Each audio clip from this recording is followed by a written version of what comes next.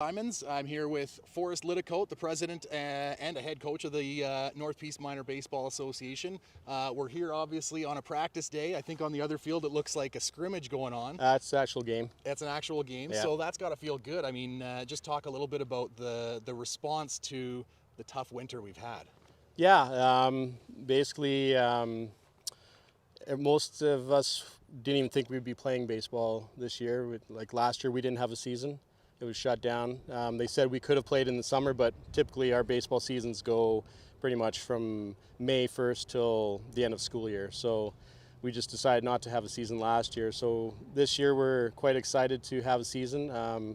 Being involved with hockey this year, it was quite different. We just did practices, yeah. Right? So I felt it was probably going to be a lot similar, and we started out the season, the first month of ball here as being the same way. So that kind of helped me transition from hockey to baseball, so I knew what to expect. So we've practiced a lot, and then last week with the government changes, we were able to play games now, and tonight's our first night of having games, so it's quite games. Yes. So well, you can feel the energy in the park for sure. Yeah. And I mean, what were those first sort of month of practices like? Were they a lot of just development stuff, sort of the boring stuff that kids don't want to do? Yeah, just the basics, right? Well, every year in baseball here in town, we seem to get so many new kids playing. We usually have our regulars, but there's always turnover, always new kids playing. So it was actually a blessing in disguise where we could just focus on drills, getting them comfortable, and then now getting into some games. So we'll see what comes of it and how much they've learned in the last month. So now, are there sort of 3 or 4 teams in the under 13 division? Like this group behind me is the under 13s. Yes. Are there multiple teams in that division that they could play? Yeah. Well, this year we just kept the numbers low to 3 teams per division. There's 3 teams in 13U, 3 teams in 11U, and 3 teams in 9U. And then this year in 17U, there's only 2 teams. So a lot of the older kids kind of knew that there probably wouldn't be games. So numbers are down. Plus, in this age group, we've kept the numbers down just for the fact that there's 2 diamonds that we lost this year due to the Kin Park renovations. And also just we didn't know what we were going to expect. So I thought just to keep the numbers low for this year, see what it was like. And it's turned out well. And unfortunately, I did have to turn some people away just that wanted to play. But looking forward to next season with what we have for diamonds, and I know hopefully coming out of COVID, people are going to realize what they actually missed. So I think registrations will be up next season. The city's put a lot of money and effort into Kin Park, fixing the diamonds. They've done a lot in the last year, so it's very motivating to keep it going and just to grow it for next season. So I'm quite excited about that. Oh, that's perfect. So you were talking about the Kin Park upgrades. Where is that going to happen? How many fields are you losing? You said just the 2 fields? We lose 2. We lose Diamond 5 behind me, and then Diamond 6 over here as well behind us. And but we still have quite a few diamonds, right? So it kind of sucks to lose a couple, but we also get the quality of the diamonds are going up. So it's a good trade-off. Plus next year we're getting a batting cage. Oh, is that part of the Kin Park? Yeah, that's part of the Kin Park expansion.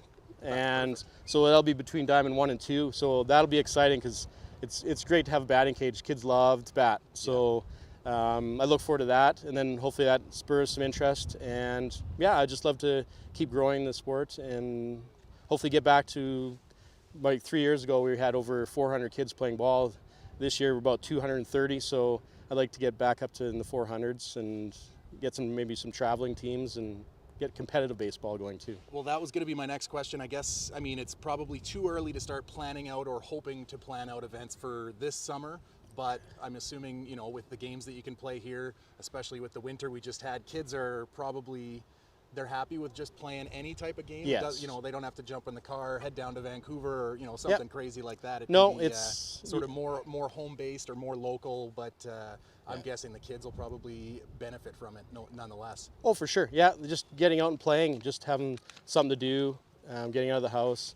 A lot of these, like I say, a lot of the kids are new. They're just experiencing the sport first time, so hopefully they enjoy it. We're just trying to make it as fun as possible and do our little internal scrimmage today, and then Wednesday we play our first game. So I know a lot of the kids have been quite excited. We just gave them the uniforms. So now it feels different when you're wearing a uniform opposed to just your regular sweats and a t-shirt, right? So. Yeah. So now that you can just see the excitement that they're getting right into it, and yeah, we're excited to go, and just we'll have a short 6-game season, but like I say, it's 6 games more than what we thought we'd play, so Exactly. it'll be good. And then I'm looking maybe at doing a summer baseball camp. We have some instructors out of Prince George that sometimes come down, but yeah, we're just excited to be out playing, and hopefully we can keep growing it. So now let's shift the focus a little bit on the kids. What when you saw them come out for the start of camp, or what do they call it, sort of training camp? Yeah. Were there certain skills that are really fallen off after a year of not playing, and maybe not maybe more just social? You know, not being in a social setting with a bunch of kids. Maybe was that more of an impact, or was the skill development maybe it was missing something?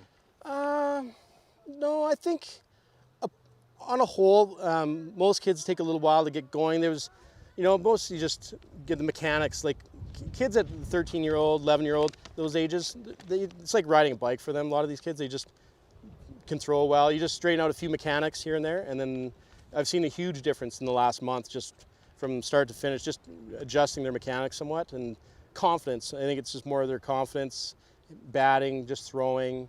And then getting to know the kids on the team, right? Not all these kids from different schools, so Yeah.